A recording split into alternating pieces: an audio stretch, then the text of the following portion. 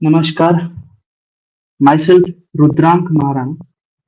Today I am going to talk about pedigree analysis and also some question related to pedigree analysis and some applications also. So, what is pedigree analysis? Pedigree analysis क्या है? वो एक actually एक genetic tool है जिसे हम use करते हैं इनहेरिटेंस देखने के लिए ट्रेड्स का और डिजीजेस का वो भी एक पर्टिकुलर या फिर एक फैमिली के अंदर ही and it is represented in pedigree chart and we can visually represent the relationships and transmission of specific traits and disorders. And then what is the purpose of pedigree analysis? Purpose kya hai? To determine the mode of inheritance, whether it is dominant or recessive or X-linked disease or traits. It can be anything. And the second purpose of the pedigree analysis is to predict the likelihood of trait or disease appearing in the future generation. ताकि future generation में कितना chance है उस trait का आने का या फिर डिजीज के होने का वो हम प्रेडिक्ट कर पाए and to identify the carriers of disease and the affected individuals. Then we come to the history of pedigree analysis. What is the historical significance of pedigree analysis? It all started in 1860s when Gregor Mendel started his work and laying his groundwork for understanding the heredity patterns, which further applied in human studies. He didn't actually created pedigree, but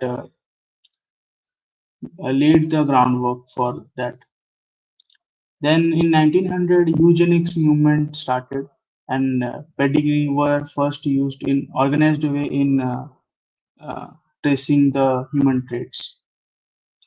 Then in 20th century, analysis of homophilia in a royal family of England, of Britain, started, which was highlighted as X-linked inheritance.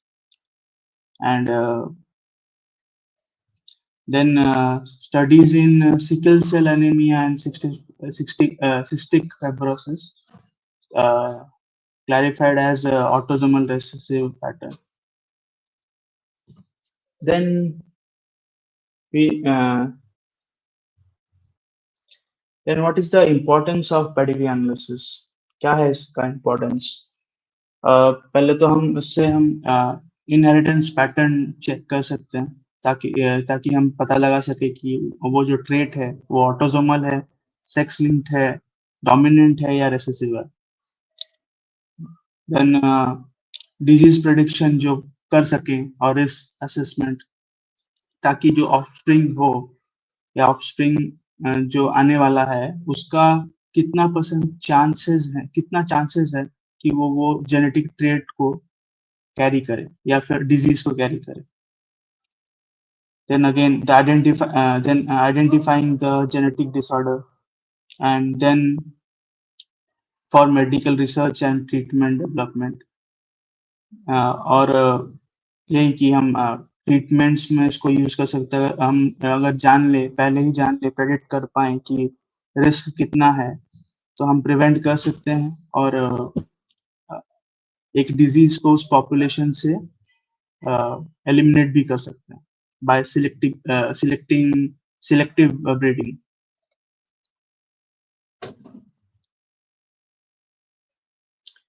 Then what are the symbols used in pedigree analysis?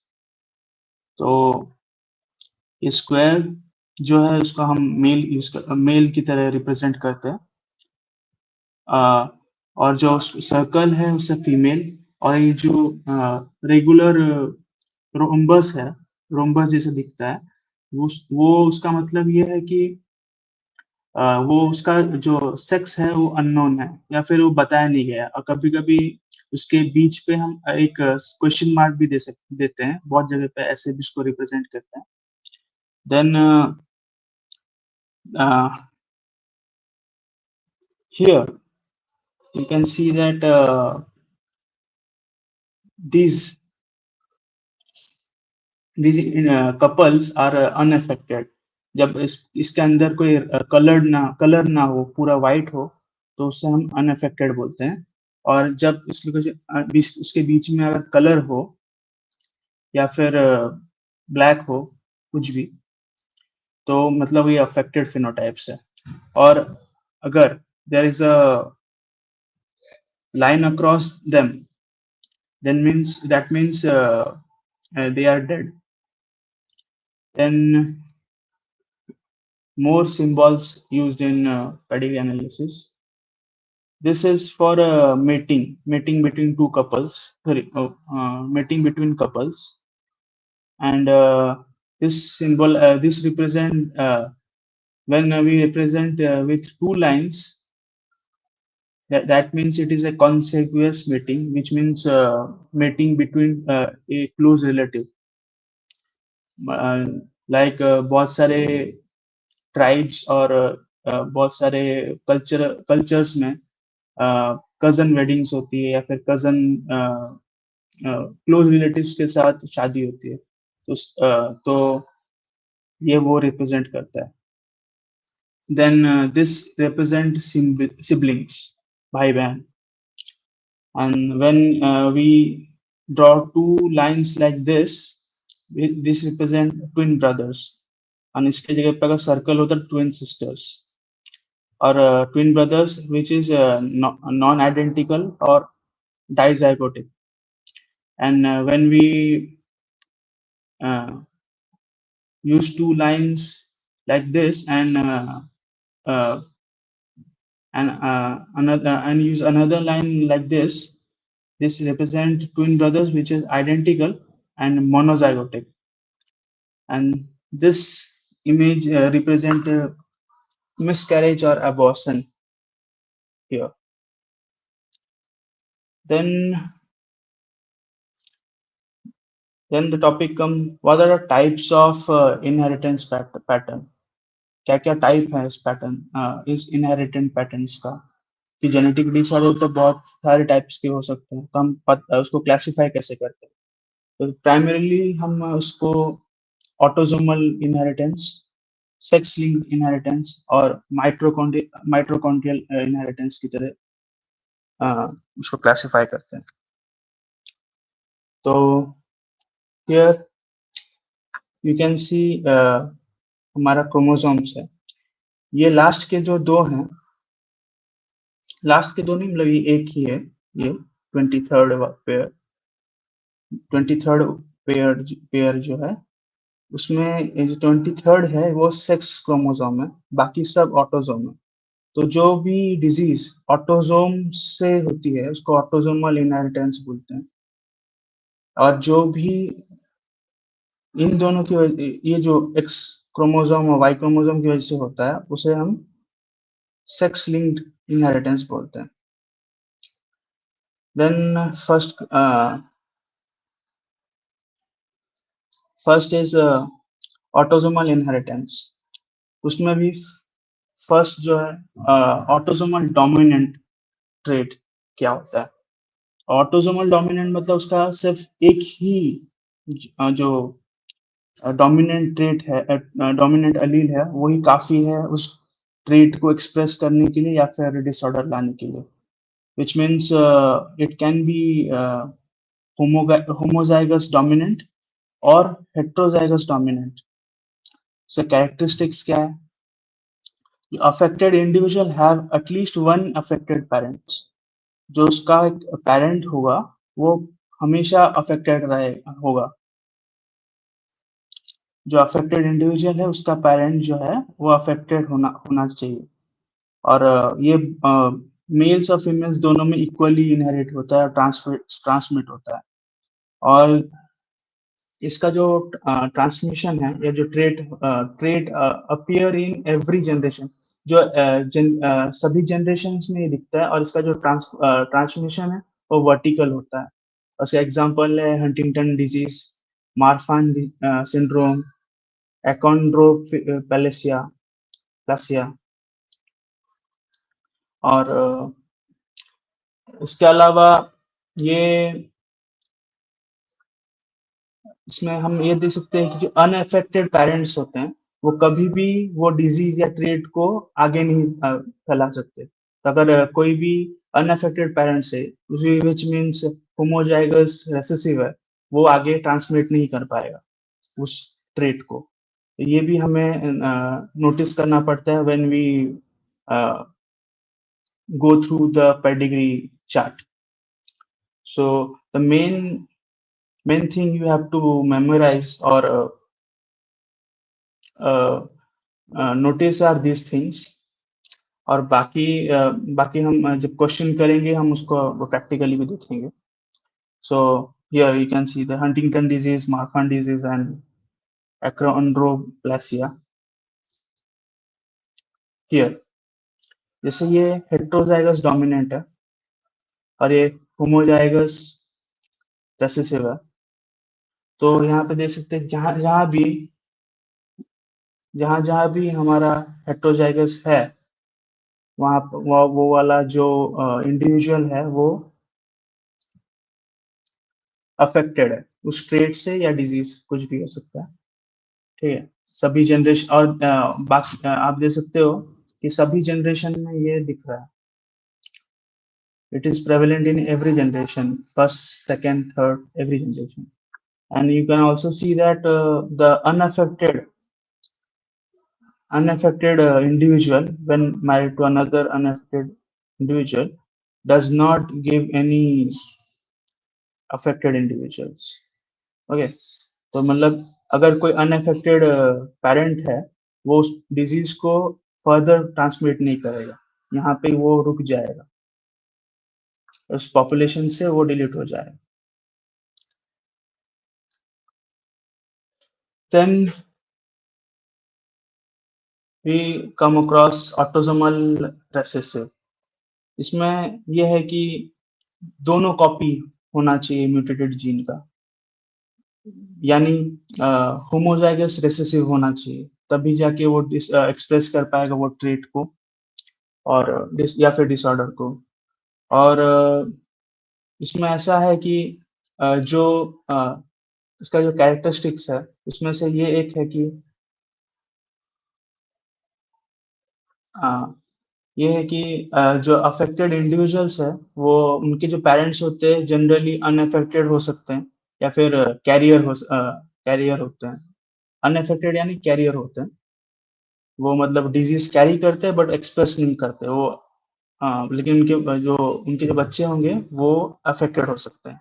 और जो mails होते हैं और females होता है वो equally affected हो सकते हैं, मतलब इसका कुछ बायसनेस नहीं। एंड ये देखा गया है कि ये जो ट्रेट है ये एक जनरेशन स्किप करता रहता है, मतलब उसके बीच में जो है उसके बीच में वो कैरियर बन सकते हैं बट अफेक्टेड नहीं हो पाएंगे उसमें। तो एक एक जनरेशन स्किप करता है और इसका जो ट्रांसमिशन है वो हॉरिजॉन्टल होता है। और इसके एग्जांपल है cystic fibrosis, sickle cell anemia, Tay Sachs disease and all. Here you can see cystic fibrosis example. Here in this pedigree chart you can see that autosomal recessive जो होता है, देखिए सिर्फ होमोजाइगस रेसेसिव ही जितने भी है वही अफेक्टेड है। और ये जो इंडिविजुअल्स हैं जो हेट्रोजाइगस डोमिनेंट है ये सब carrier but not not not affected but only the carriers. और ये देखिए सब एक एक जनरेशन ये अफेक्टेड है, इसका इसके जो प्रोजेनी है, ये ऑफस्प्रिंग है, ये भी है, ये भी है, ये भी है और ये भी है। इनमें नहीं दिख रहा है, इनमें ये डिजीज है नहीं है, बट इन लोग कैरियर्स हैं, बट उनके नेक्स्ट जनरेशन में ये दिख रहा है। इसमें इसलिए नहीं दिख रहा है क्योंकि एक होमोजाइगस डोमिनेंस से मेट किया और उसके उसके जो प्रोजेनी में ये कैरियर बना, बट अफेक्टेड नहीं है। बाकी सब यहाँ पे ये ये सब कैरियर्स। फिर आता है सेक्स लिंक्ड इनहेरिटेंस। उसमें भी एक्स लिंक्ड डोमिनेंट। इसमें क्या है ना, जो one of the x linked chromosome, x chromosome causes the disorder. और उसमें से वो उसमें जो अगर म्यूटेशन हुआ तब वो ट्रांसमिट करता है वो डिजीज। और उसमें इसका जो कैरेक्टरिस्टिक्स है उसमें ये है कि अफेक्टेड मदर्स जो है वो डिसऑर्डर ट्रांसमिट करने की 50% चांस है अपने सन्स एंड डॉटर्स को। और जो अफेक्टेड फादर होता है वो सारे अपने सारे डॉटर्स को वो डिसऑर्डर ट्रांसमिट करेगा या फिर ट्रेट ट्रांसमिट करेगा, बट अपने बेटों को एक भी नहीं करेगा। तो अगर आप जब पेडिग्री चार्ट देखें तो ये सब नोटिस कीजिएगा कि अगर फादर अपनी सारी डॉटर्स को वो डिजीज ट्रांसमिट कर रहा है, that means it is a X linked dominant trait. And ये जो है ये more common in females and survive नहीं कर पाता।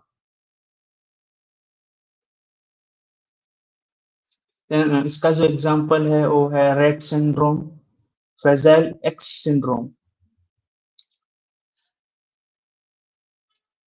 और here you can see X linked dominant. ये देखो, ये एक अफेक्टेड फीमेल है। इस इसका जो ये एक्स है, affected x, mutated x chromosome, उसमें से इस इंडिविजुअल इस मेल को वो ट्रांसमिट हुआ, इसको अफेक्ट किया। और इसके जो प्रोजेनीज है उसे देखो, उसके सारे डॉटर्स अफेक्टेड है। एक भी एक भी ऐसा नहीं है कि एक भी डॉटर ऐसी नहीं है जो कि अनअफेक्टेड हो। सारे सारे अफेक्टेड है। तो इसका मतलब कि अगर मेल अफेक्टेड है तो उसके सारे जितने भी डॉटर्स होंगे सभी अफेक्टेड होंगे। एंड अगर फीमेल अफेक्टेड है तो उसके जो बच्चे हैं वो 50-50% चांस होता है। जैसे इसमें इसको है बट इन दोनों को नहीं। ठीक, आई hope you can understand. Okay, और इसमें कोई भी जनरेशन स्किप नहीं कर, जरूरी नहीं है कि स्किप करे। Then we come to X linked recessive. A mutation in the gene of the X chromosome causes the disorder, but males with one X chromosome are more commonly affected. Obviously, अगर क्योंकि हम mails का जो chromosome होता है वो x Y होता है, उसके लिए एक ही अगर रेसेसिव एक्स क्रोमोसोम ट्रेट मिल गया तो वो डिजीज हो सकता है। इसलिए मेल्स में ज्यादा प्रेवलेंट है। एंड चांसेस, इफ हम मैं chances of chances of female getting this disease अगर मैं बोलूं तो वो है, समझ लो अगर chances of female getting disease, सही, अगर मैं बोलूं कि chances of male getting disease 0.2 है, 0.2 है, तो फीमेल का उस डिजीज को पाना इज इक्वल टू जो चांस होता है, chance of female getting that trait is male का चांस का स्क्वायर, यानी 0.04। तो मतलब इतना कम होता है मेल के प्रोबेबिलिटी से। मेल को अगर 0.2 चांस है इसको होने का डिजीज, तो इसका स्क्वायर। और इसका जो कैरेक्टरिस्टिक्स है कि मेल इनहेरिट करता है उस कैरियर मदर से, and affected females are rare, बहुत रेयर होता है। और उसमें इसमें यह है कि मेल टू मेल ट्रांसमिशन नहीं होता। क्योंकि तो इसका एक एग्जांपल है होमोफिलिया ए, जो कि रॉयल फैमिली ब्रिटेन में थी, उनमें पाया गया था। और डचेनी मस्कुलर डिस्ट्रॉफी और colour blindness. Here you can see Duchenne muscular dystrophy।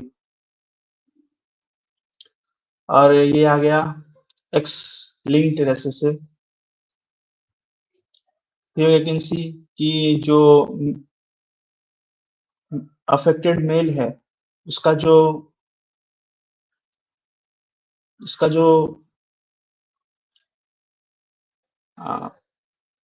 Chromosome होगा वो कुछ ऐसा होगा, ठीक। और इससे और इसके एक्स से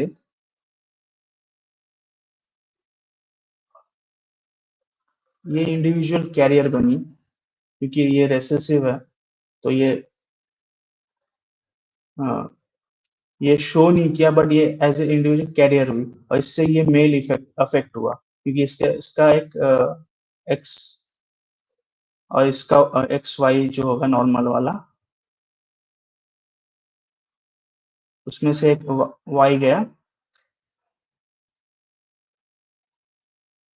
और इसे अफेक्ट कर दिया। तो हम बोल सकते हैं कि कैरियर मदर से उससे एक मेल अफेक्ट हो सकता है। फीमेल का इसका अफेक्ट होने का चांस कम है, और ये कैरियर बन सकती है, as you can see here.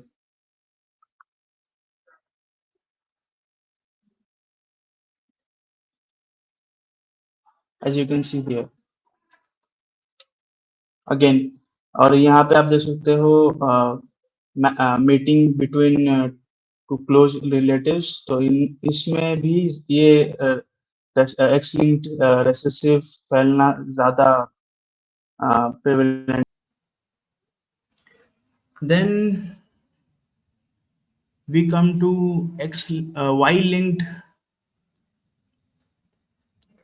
Disease और वाई लिंक्ड ट्रेट्स। तो इसमें क्या होता है कि वो वाई क्रोमोसोम के थ्रू उसमें म्यूटेशन होता है और उसके थ्रू वो ट्रांसमिट होता है। तो ये जो डिजीज है या फिर ये जो ट्रेट्स है वो strictly father to son transmit होती है। तो इसमें इसके जो कैरेक्टरिस्टिक्स है कि ये सिर्फ मेल्स में प्रेवलेंट है ऑब्वियसली, क्योंकि वाई क्रोमोसोम से ही फैलता है, और ये फादर टू सन ही ट्रांसमिट होता है, और ये कोई भी जनरेशन स्किप नहीं करता, और ये सभी जनरेशन्स में दिखता है।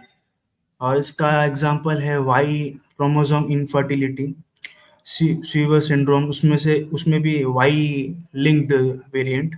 फिर एक्सेसिव हेयर्स ऑन ईयर, जो हाइपर ट्राइकोसिस पिनियारोसिस।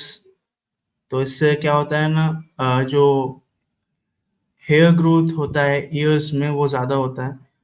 और वाई लिंक्ड हियरिंग लॉस, ये सब कुछ एग्जांपल्स है वाई लिंक्ड disorders के।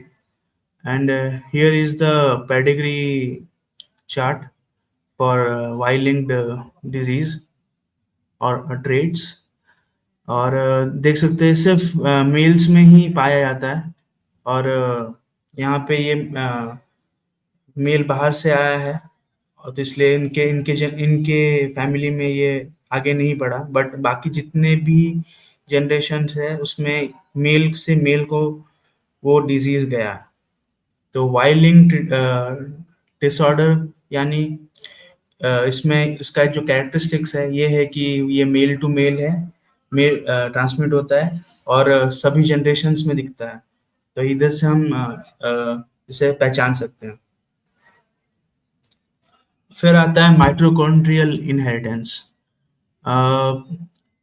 And here we can see that mitochondrial DNA जो होता है वो हमें पता है कि सिर्फ मदर्स के थ्रू ही इनहेरिट होता है अपने ऑफस्प्रिंग्स को। तो इसमें जो होता है ये मदर अफेक्ट करती है जो भी ट्रेट। अगर इसमें अगर कोई भी माइटोकॉन्ड्रियल डीएनए में अगर कोई भी म्यूटेशन या फिर कोई भी उससे अगर कोई डिजीज होता है तो वो सिर्फ मदर से ही इनहेरिट होती है।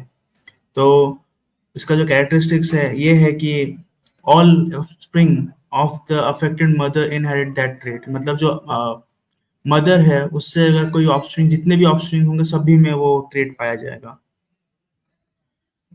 और सभी अफेक्टेड होंगे उससे। एंड जो ऑफस्प्रिंग जो होता है अगर फादर अफेक्टेड फादर होगा तो वो आगे ट्रांसमिट नहीं करेगा, क्योंकि ऑब्वियसली क्योंकि माइटोकॉन्ड्रियल डीएनए वो मदर से ही आता है। तो अगर फादर अफेक्टेड है तो वो उससे कुछ फर्क नहीं पड़ेगा, ऑफस्प्रिंग तभी उससे कुछ नहीं होगा। And symptoms often involve energy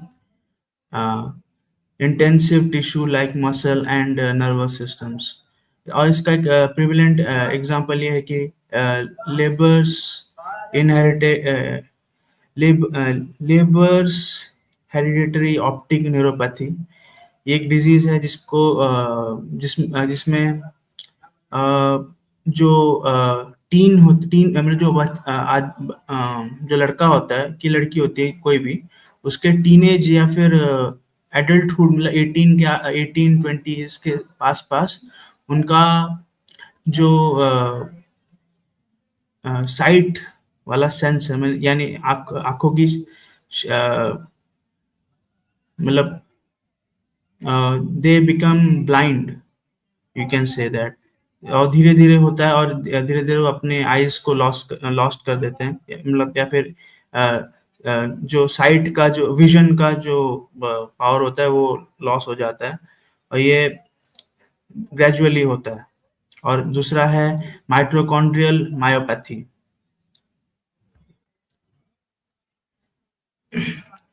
और here you can see from mitochondrial inheritance pedigree chart that only mother is transmitting the disease।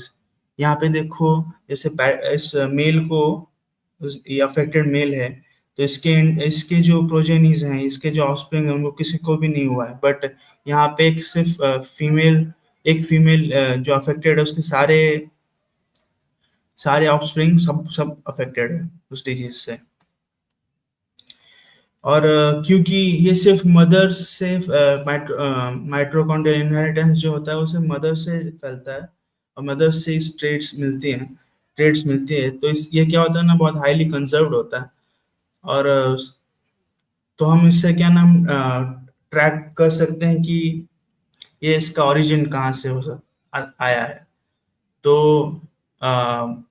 Mitochondrial inheritance को बहुत सारे जेनेसिस्ट जो यूरोपियन जेनेसिस्ट थे वो उन्होंने उसको ईव की तरह माना है और वाई लिंक्ड इनहेरिटेंस वो एडम की तरह माना गया उसको। एंड अगेन माइटोकॉन्ड्रियल इनहेरिटेंस क्योंकि वो हाईली कंजर्व्ड होता है तो इसे जैसे यहाँ पे जो अंडमान आइलैंडर्स हैं, अंडमान आइलैंड में जो निवासी हैं उनका जो ओरिजिन है वो ट्रैक कर दिया है इस पेपर के थ्रू। ये नीचे जो पेपर है वहां पे उन्होंने ट्रैक किया है। एंड देन हम क्वेश्चंस करेंगे थोड़ा। सो first question is what mode of inheritance could explain the pattern observed in this pedigree। इस पेडिग्री में हम कौन सा मोड ऑफ इनहेरिटेंस देखते हैं? तो जब हम ऐसा ऐसा क्वेश्चन सॉल्व करें, फर्स्ट हम एलिमिनेट करेंगे कि कौन सा इनहेरिटेंस नहीं होगा। तो इसमें हम पहले ही उसको रूल आउट कर सकते हैं कि ये एक्स लिंक डोमिनेंट तो होगा नहीं, क्योंकि जो अफेक्टेड मेल है उसके जो डॉटर है वो अफेक्टेड नहीं है, तो एक्स लिंक डोमिनेंट तो नहीं होगा। अगर ये एक्स लिंक्ड रेसेसिव है तो इसे जो दूसरा एक्स है कहाँ से मिला, तो ये फिर मतलब इससे हम ये बता सकते हैं कि एक्स लिंक्ड डिजीज तो नहीं है, ये ऑटोजोमल है। एंड जैसे मैंने आपको बोला, अगर रेसेसिव ऑटोजोमल रेसेसिव में जनरेशन स्किप होता है, तो यहाँ पे जनरेशन तो स्किप नहीं हो रहा है, तो इससे हम डायरेक्टली बोल सकते हैं कि ये ऑटोजोमल डोमिनेंट डिजीज है। ठीक है, तो हमें इसके लिए ऐसे क्वेश्चन सॉल्व करने के लिए इसके कैरेक्टर जितने भी मैंने पहले बताए उसके कैरेक्टरिस्टिक्स हमें याद रखने होंगे, जिससे हम इजीली से इससे हम क्वेश्चन सॉल्व कर पाएंगे। ठीक है, और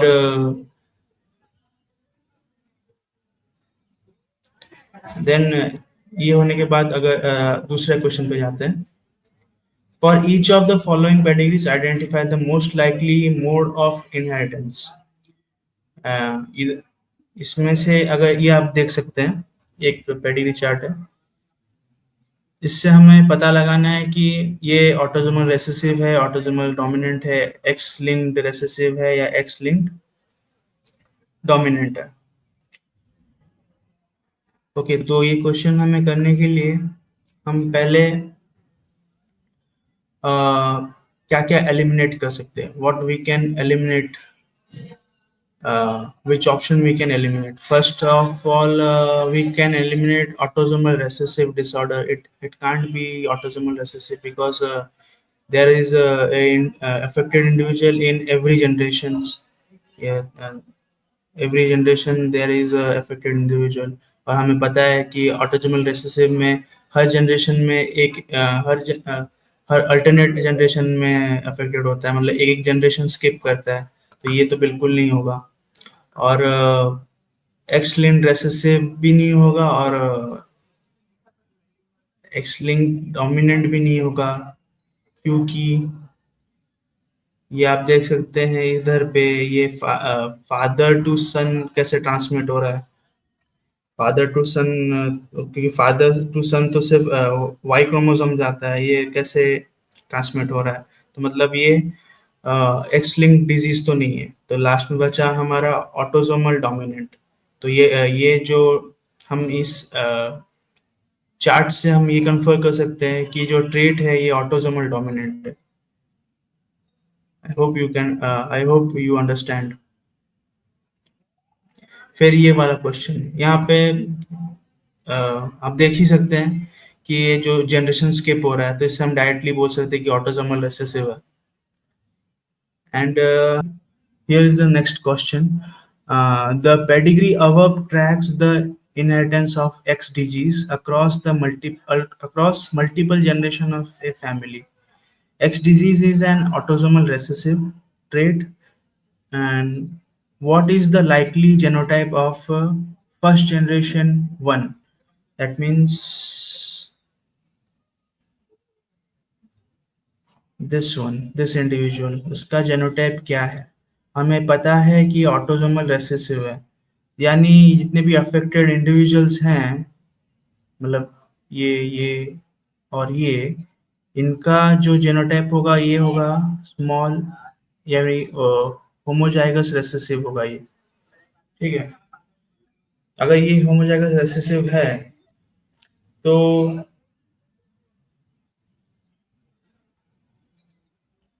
इसका जो पेरेंट होगा वो हेट्रोजाइगस डोमिनेंट होना चाहिए, हेट्रोजाइगस डोमिनेंट होना चाहिए, क्योंकि वो एक कैरियर है, तभी जाके चांस होगा कि ये होमोजाइगस हो। और ये फिर ये भी एक हेट्रोजाइगस डोमिनेंट है होगा। और एक कैरियर होगा। तो इसका जो आंसर है कि ये जो इंडिविजुअल है वो होगा, उसका जीनोटाइप होगा हेट्रोजाइगस डोमिनेंट, या फिर एक कैरियर होगा। Here's the next question. The pedigree above traces the inheritance of X disease through multiple generation of a family. X disease follow an autosomal recessive pattern, same pattern as above question. If individual one first generation one and first generation one, yani this individual, and first generation two were to have a fourth child or a child, it can be girl, मैं समझाने के लिए आपको ये draw कर रहा हूँ. What is the probability that the child would inherit in the X disease? Okay, ये ऑटोसोमल, हमें क्वेश्चन से ये पता चलता है कि ये ऑटोसोमल रेसेसिव पैटर्न है, यानी जितने भी अफेक्टेड होंगे ये ये ये ये सब होमोजाइगस रेसेसिव हैं, ठीक है। और हमने अब क्वेश्चन में देखा ही था कि ये हमने अब क्वेश्चन में हमने ये देखा था कि ये जो है कैरियर है, तो ये इसका ये जो है हेट्रोजाइगस डोमिनेंट हुआ, ठीक है। तो इसका और एक अगर इन और एक चाइल्ड होता है तो उसका चांसेस क्या होंगे, तो ऑब्वियसली हम ऐसे कर सकते हैं सिंपल 12th वाला मैथ्स या 12th वाला हम जो कॉम्बिनेशन 12th में हम जो कॉम्बिनेशन करते थे, ठीक है, डायरेक्ट कर सकते हैं।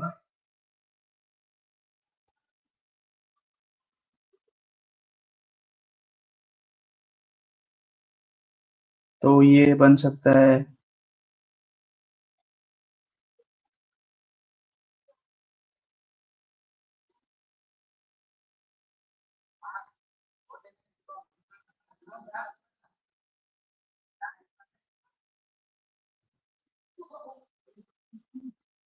तो ये कॉम्बिनेशन हो सकता है, और इस कॉम्बिनेशन में सिर्फ होमोजाइगस रिसेसिव ही डिजीज करते हैं, और ये 4 पॉसिबिलिटीज हैं, तो 2/4 विच इज 50%, तो आंसर जो होगा हमारा ये होगा B. I hope you understand. And next question, the pedigree above the inheritance of X disease across multiple generation of family. X disease is an X-linked recessive trait. X इस बार ये X-linked recessive trait है, तो genotype क्या होगा ये individuals के, यानी second generation second 2 number and 3 number, ये तो अंडरस्टूड है क्योंकि ये अफेक्टेड है, एंड ये एक एक्स लिंक रिसेसिव डिसऑर्डर है, तो फिर ये ऐसा होना चाहिए।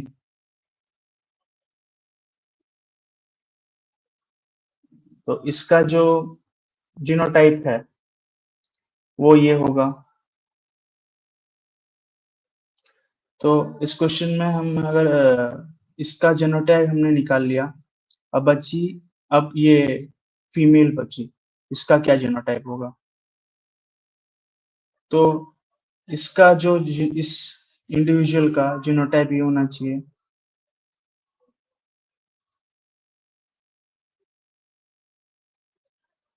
ये एक्स लिंक्ड रिसेसिव है, तो मीन्स के ये होमोजाइगस रिसेसिव होमोजाइगस रिसेसिव होना चाहिए, अफेक्टेड फीमेल है ये।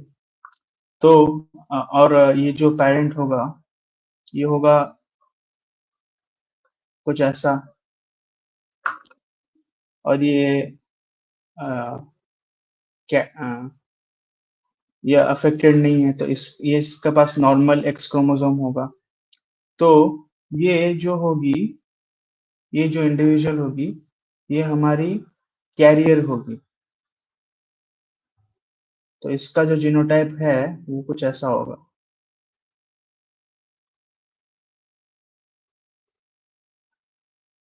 सो इस इंडिविजुअल का जो जीनोटाइप होगा वो होगा ये, और दिस इंडिविजुअल का जो जीनोटाइप है ये होगा। आई hope you understand.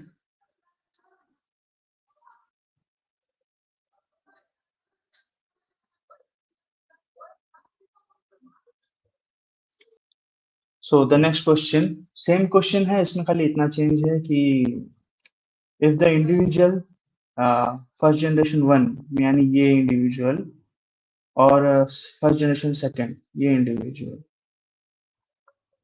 Had another सन, और एक लड़का अगर उनको होता है, तो what is the chance that he would have x disease.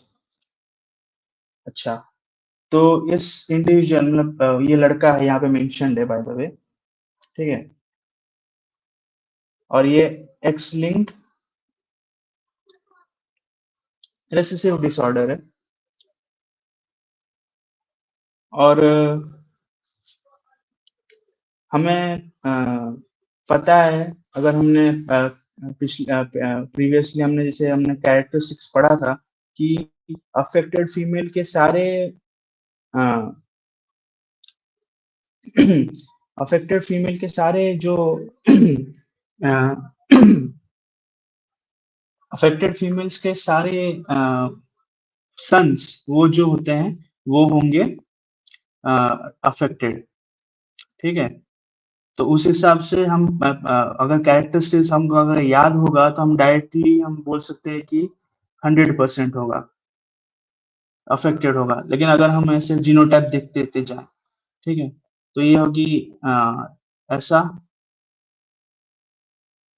Right, और ये होगा हमारा ऐसा। We learn about applications of a pedigree analysis।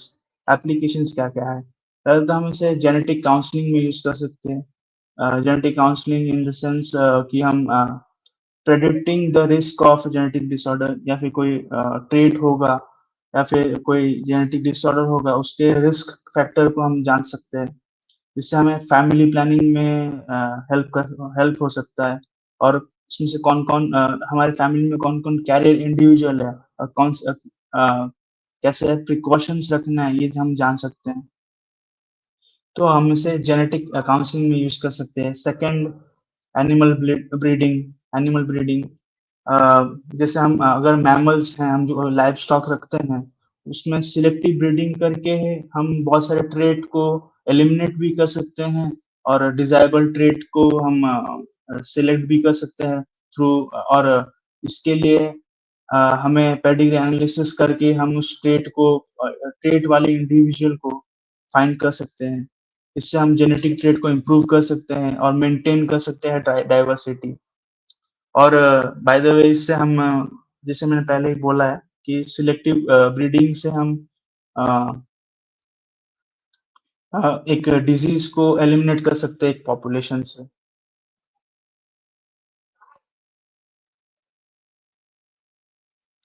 Then we also use pedigree analysis in forensic genetics to identify the individual in forensic and investigation। Family relationship देखने के लिए, crime भी solve करने के लिए इसे हम यूज कर सकते हैं पेडिग्री एनालिसिस। मेडिकल फील्ड में भी ऑब्वियसली यूज होता है, मतलब रिस्क फैक्टर जानने के लिए उस जेनेटिक डिसऑर्डर का। और जैसे कि मैं बोला था, अगर कोई माइटोकॉन्ड्रियल डिसऑर्डर है तो उसका हम ओरिजिन भी पता लगा सकते हैं। Okay, next is conservation genetics. We can use the pedigree analysis in managing the endangered population by selective by identifying the uh, individual and uh, identifying the individual with the desirable trait, and through selective breeding we can generate more of them. And we can also reintroduce the species, uh, which will help in uh, managing the population of endangered species. Then the next is genealogy and ancestry. We also use pedigree analysis in tracing the ancestors and identifying the distant relatives, and we can also find our origin, where we come from. Then next is what are the challenges in pedigree analysis? There are various challenges. Uh, it is a powerful tool, but not without limitations. The first limitation is incomplete penetrance and variable expressivity. तो incomplete dominance अगर हो और उस disease में, वो अगर show ही ना करे उस इंडिविजुअल में फेनोटाइप, और लेकिन फिर भी वो म्यूटेंट हो, ठीक है, the individual who carries the mutation may be mistaken as unaffected, leading to error in determining inheritance pattern. और उसका एग्जाम्पल है ब्रेस्ट कैंसर में BRCA1 mutation, where not all carrier develop breast or ovarian cancer, ठीक है। इससे हमारा जो pedigree analysis का जो डेटा हमने निकाला वो मतलब सही नहीं निकलेगा। एंड देन वेरिएबल एक्सप्रेसिविटी, कभी कभी सेम जेनेटिक म्यूटेशन के अगर हुआ होगा, फिर भी बहुत सारे सिम्टम्स उससे होंगे, जरूरी नहीं सब में सेम सिम्टम दिखे, तो उससे भी हम फॉल्स डेटा कलेक्ट हो सकता है। इसका एग्जांपल है मार्फन सिंड्रोम में, where symptoms range from mild to severe. इसमें कम दिख रहा हो, किसी में ज्यादा दिख रहा हो, हमें पता कैसे चलेगा? तो अगर इससे भी हम मतलब इसकी वजह से भी हम फॉल्स डेटा जनरेट हो सकता है पेडिग्री एनालिसिस में। then in the second limitation then the second limitation is phenocopies and genetic heterogeneity. Phenocopies, what are phenocopies? They are the non hereditary traits which resemble or which resemble similarity with another or a different genetic genotypes, different genotype. Okay, तो इसका example ये है कि अगर deafness caused by environmental factor may be mistaken for a genetic deafness, and genetic heterogeneity, which means same phenotype caused by different genes. And इसका जो example है retinitis pigmentosa can be result from mutation in multiple genes. तो इसके भी जो data हम collect करेंगे, इसकी वजह से हमारा पेडिग्री एनालिसिस फॉल्स हो सकता है। Then is family size and lack of data. When there is a small family size या फिर सैंपल साइज हमारा जो छोटा होगा, तो उससे हम अपना डेटा वैलिडेट नहीं कर पाएंगे कि या ये डोमिनेंट ट्रेट है या रिसेसिव ट्रेट है, इससे हमारा डेटा फॉल्स हो सकता है। और अगर हमारा जो डेटा सफिशिएंट भी नहीं होगा या फिर मेडिकल रिकॉर्ड में ही गलत होगा तो ऑब्वियसली हमारा जो पेडिग्री एनालिसिस है वो भी रॉन्ग होगा. So these are some limitations, and we have to overcome that uh, when we do pedigree analysis. And in the end, thank you.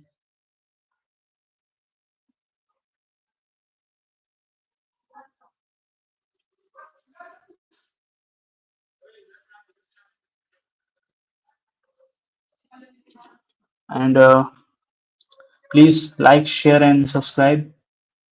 Thank you.